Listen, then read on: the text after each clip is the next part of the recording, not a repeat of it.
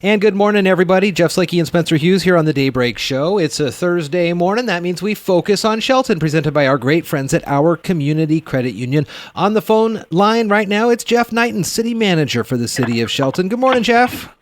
Good morning, Jeff. Good morning, Spencer. Good to talk with you. And I saw on your Facebook page, the city's Facebook page, I should say, and your city website, that you had to post a little bit of a message about landlords, our community, and the moratorium prohibiting residential evictions. Let's start with that. Maybe go back and get us to where we are today and what you are hearing and what you are seeing and what is happening out there.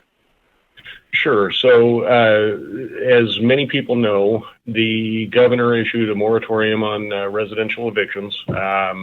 And I may have the date wrong off the top of my head, but I believe that was issued on March 25th, if I'm not mistaken.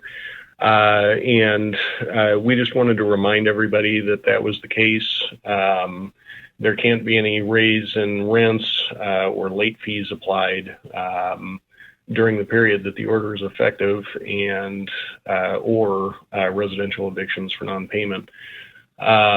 We just wanted to remind landlords and tenants alike that was the case.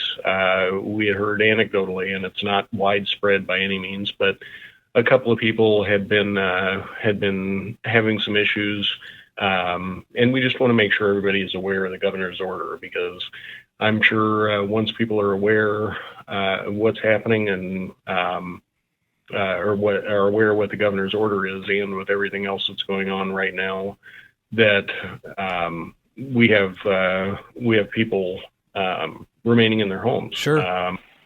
A lot of people out of work, unfortunately, and this is doing a number on everybody. And we just want to make sure everybody stays safe and healthy during this period. There won't be any water shutoffs, as there's been communications from the city about that, about not shutting off residential water and that kind of thing. We just want to do everything we can to help the people of our community get through this and get back to doing what we do. So I want to talk. Let's go from the landlord's perspective a little bit. I understand that they've got their contracts with their tenants to pay rent on the 1st or the 5th of the month or things like that. At the conclusion of this moratorium, are you familiar with, or what are the conditions then on back payment to the landlords? It's not like for the month of April, nobody's paying anything and then we just move a month. Is that right? Or are you expecting in a month or two, once everything gets lifted, that these renters are going to be faced with a bill of maybe multiple months? So the governor's order wasn't specific to each situation. The way that we interpret that order is that there won't be any loss of rent. So landlords can expect to be able to recoup those months, but that there needs to be a fair and reasonable repayment plan. Sure. The way we interpret it is, as of right now anyway, June 4th, there would be an ability to recoup that rent, but we would hope that landlords would understand the situation and not attempt to recoup that all at once.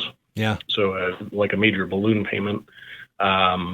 But there wasn't a whole lot of specifics on the governor's order surrounding that I am aware of. Okay. Hopefully we'll get more clarity on that going forward. The other big thing that we've been talking about around the area is getting back to seeing construction happen. There's been certain instances where different types of construction has been going on, but there's other types too that have been not allowed to move forward. How are you working closely with the county, and where are we at in the phase level to get things back working?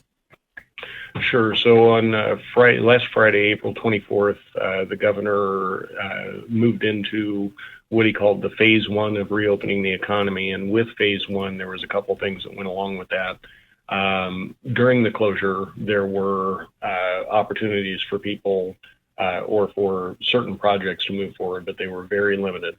One of those was the construction project that Washington Department of Transportation is doing at Coffee Creek at Railroad 101. The reasoning for that was, from what I'm told, one of 2 projects in the state that was allowed to continue. So very unique. But that was in response to a federal judge or a federal ruling to mitigate fish passage for salmon runs and things like that in the state. That project in particular could continue. Most everything else was shut down except for emergencies, like if you had a hole in your roof or something like that, a burst pipe, those kind of things. Now, with the governor's memorandum that he issued last Friday, normal construction activities, for the most part, can resume as long as they were started before March 23rd. That includes residential construction and those types of things, as long as you had a permit that was issued and you comply with the regulations that the governor issued on Friday, which is you have a COVID-19 plan posted on your site, on the job site, and have decontamination facilities available. You check in with your employees or contractors regularly, and most importantly, I think PPE has to be worn by all the workers at the site, and social distancing has to be maintained. Yeah. So that's at least starting up again, which I'm very hopeful about continuing that to help our economic situation for everybody. And I know quite a few people have homes that they want to get finished and moved into. Yeah. There are people in certain circumstances where they've sold their home, they're building a new one, and everything had to stop, and they're kind of in limbo. So those folks we want to help out as well, but we also want to get people back to work. And if we can do that safely through the construction industry, then that's what we'd like to do, and we'll comply with the governor's order through our permitting conditions, which include the social distancing and those kind of things, but also for construction projects that have already begun. When we go out for an inspection, we'll take a look and make sure that the governor's regulations are being followed. It's been a real struggle for a lot of folks over these last many weeks, but good to see small signs and glimmers that things are going to be reopened and re-energized back to at least some level that we're familiar with. What else is going on with the city? So the city is right now we have people rotating in and out. We're trying to maintain no more than 10 people in the Civic Center in the offices anyway. The police department is different, of course. Right. But in the offices upstairs, we're trying to maintain no more than 10 people at a time.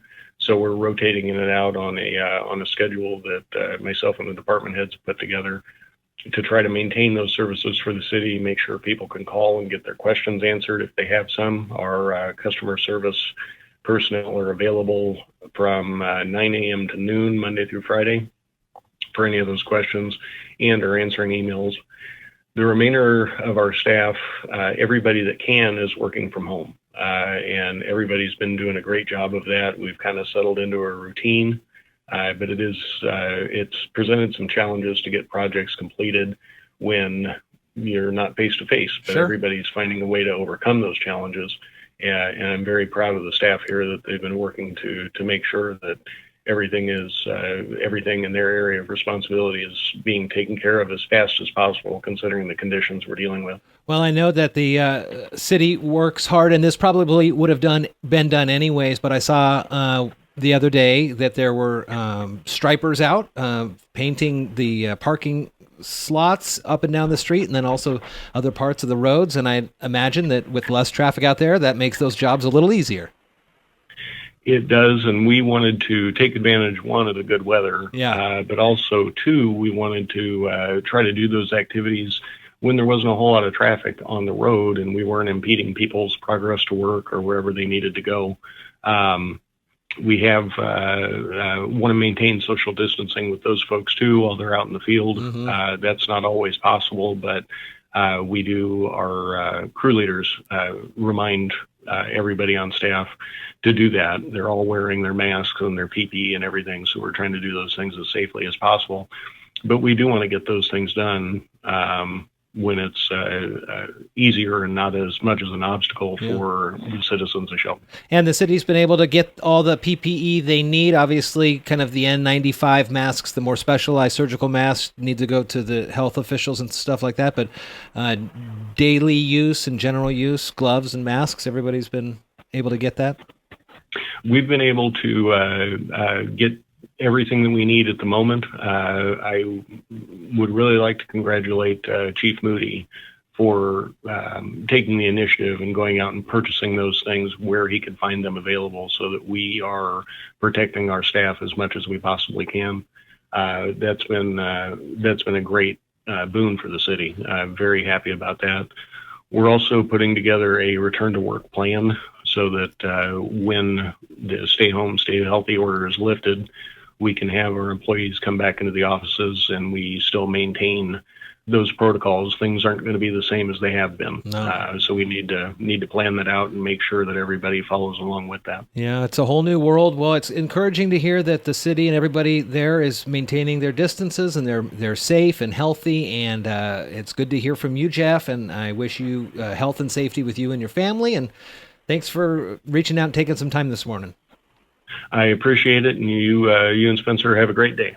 Talk to you later. Jeff Niten, City Manager for the City of Shelton, during our Focus on Shelton this week and every week, presented by our Community Credit Union.